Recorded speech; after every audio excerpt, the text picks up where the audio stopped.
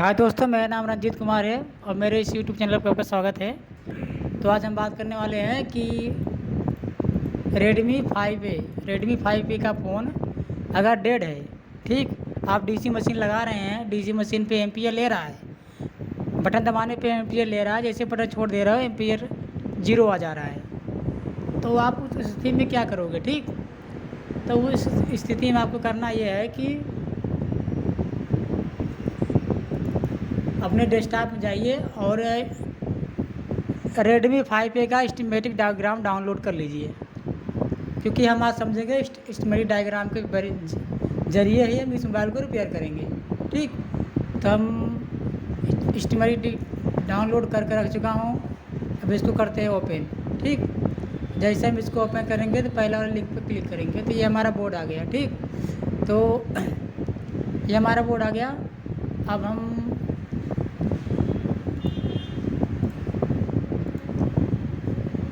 एक पर जो खोल लेते हैं, देखिए इसमें हमारा डायग्राम आ गया। फिर इसके बाद नीचे यहाँ पर लिया हुआ है एक और डायग्राम आ गया।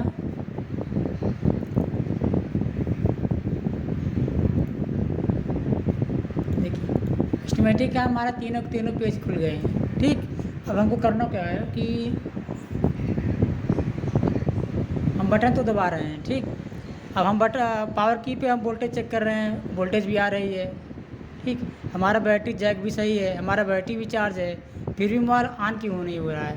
डीसी मशीन पर लगा रहे हो, वोल्ट एम्पियर ले रहा है, जैसे बटन को छोड़ दे रहा हो एम्पियर जीरो आ जा रहा है। तो आपको करना क्या है? ठीक, स्कीमेटिक डायग्राम डाउनलोड कर लिए हो तो हमको सबसे पहले इसकी जो PMI IC है, पावर IC है, ठीक, सबसे पहले हम उस पावर IC को ढूंढेंगे। ठीक, तो हम पावर IC को ढूंढेंगे, बोर्ड में जाएंगे, ये हमारा बोर्ड आ गया। ठीक, अब इसको कर लेते हैं जूम आउट।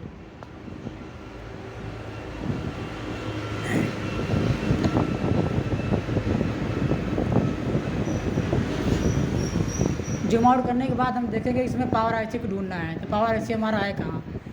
तो पावर IC हमारा ये रहा हमारा पावर IC। अब कैसे जानेंगे कि यही पावर IC है? पावर IC के आसपास में बूस्ट कॉइल लगे होते हैं। ठीक, कम से कम आपको 5 और ज़्यादा से ज़्यादा आपको 8 बूस्ट कॉइल ज़रूर से ज़रूर मिलेंगे। ठीक, तो यहाँ पे देखिए 1 2 3 4 5 6 बूस्ट कॉइल यहाँ पे लगा हुआ है। ठीक, अगर जिस IC के पास ये 6-7 बूस्ट कॉइल आपको देखने को मिल जाएंगे तो समझ जाना कि वही पावर IC है। अब इसका नाम है,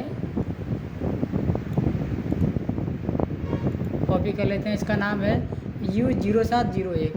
ठीक, फिर इसके बाद हम आते हैं डायग्राम में। डायग्राम में आने के बाद यहाँ पे कंट्रोल ऐप दबाओगे, सर्च का ऑप्शन आ जाएगा, तो यहाँ पे कर देंगे पेस्ट। जैसे हम पेस्ट करेंगे यहाँ पे तो इसका डायग्राम निकल के आ गया। ठीक,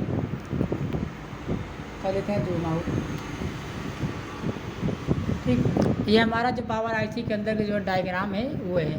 अभी जो लिख के आ रहा है U0701B लिख के आ रहा है। ये B का मतलब यह है कि जो पावर IC का जो A B C के नाम से पार्ट बाय पार्ट को बांट दिया गया है इस पेज में। अब जो इसका C मिलेगा वो अगले पेज में मिलेगा, इसमें B है। अब हमको इस पार्ट से कोई मतलब नहीं है। ठीक, हमको जो पार्ट ढूंढना है हम पहले उसको ढूंढेंगे।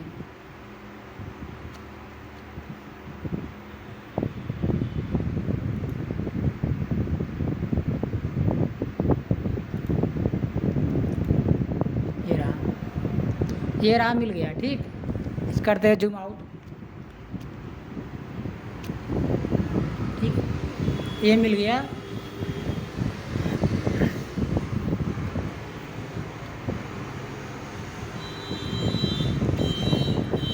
जब हमारा डीसी मशीन एम्पियर ले रहा है, एम्पियर लेने के बाद जैसे बटन हम छोड़ देते हैं एम्पियर जीरो हो जाता है।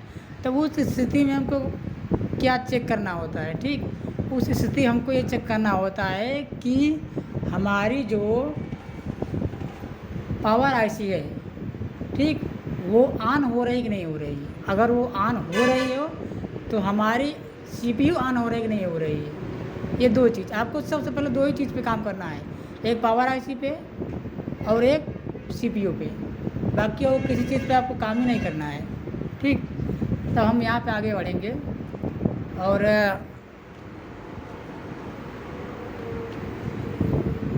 ये जो पावर आईसी है, इस पावर आईसी को चलाने के लिए हमको चार्जिंग आईसी से निकल के आती है एक लाइन जिसका नाम है बीपीएस पावर लाइन। ठीक, ये जो बीपीएस पावर लाइन निकल के आती है इस आईसी में, ये एक इनपुट का काम करती है। ठीक, तो हमको इसे जो कैपेसिटर लगा हुआ है इस कैपेसिटर को चेक कर लेना है कि ये कैपेसिटर पे ये पावर आईसी जो पावर आईसी से निकल के आती है बीपीएस पावर लाइन बन रही है कि नहीं बन रही है। यहाँ पर हमको चेक करना है 3.7 से लेकर 4.2 तक की वोल्टेज आनी चाहिए। अगर यहाँ पे आ गई समझ जाना कि हमारा पावर आईसी सही है। एमएमसी के जो इनपुट है वो इनपुट हमको मिल रहा है। अब इसका आउटपुट हम चेक करेंगे।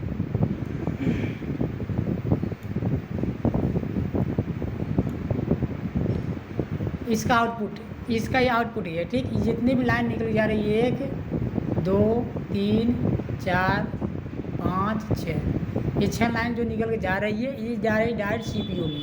ठीक, अब ये सीपीयू को ऑन करने के लिए जा रही है। ठीक, अब यही 6 लाइन में से आपको चेक करना है कि कौन सी लाइन वोल्टेज किस में बन रही है किस में नहीं बन रही है।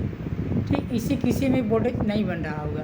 जब इसमें किसी में वोल्टेज नहीं बन रहा होगा, जैसे हम बटन को दबाते हैं एम्पियर तो लेता है पर हमारा सीपीयू ऑन नहीं होता।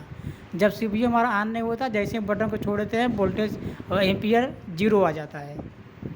ठीक, तो हमको सबसे पहले करना क्या होगा कि यहाँ पे करते हैं जूम आउट।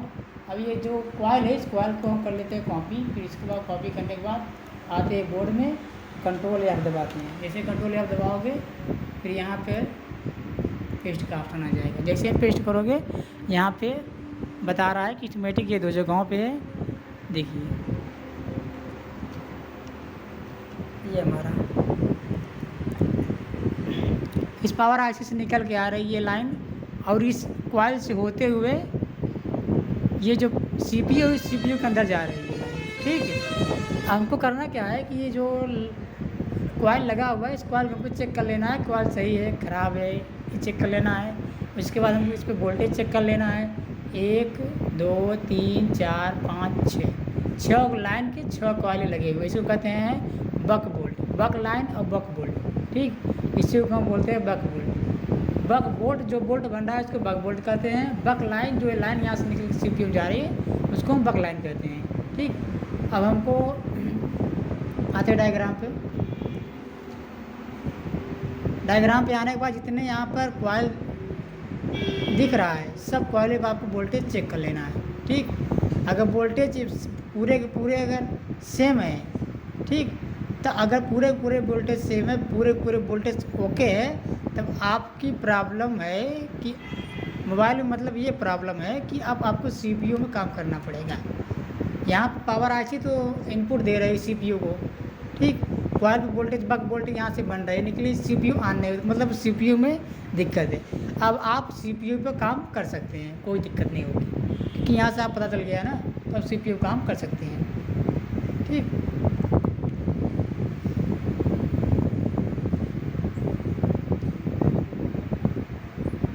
बस इस वीडियो में इतना ही। और जिस भाई बंधुओं को मोबाइल रिपेयरिंग का कोर्स सीखना चाहते हैं वो हमारे इंस्टीट्यूट में ज्वाइन करें।